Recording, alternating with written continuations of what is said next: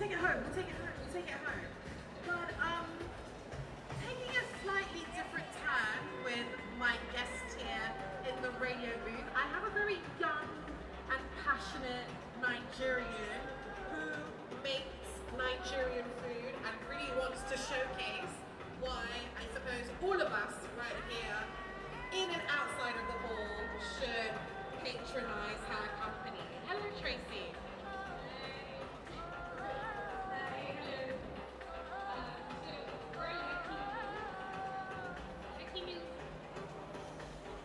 Tracy, tell us about your company and what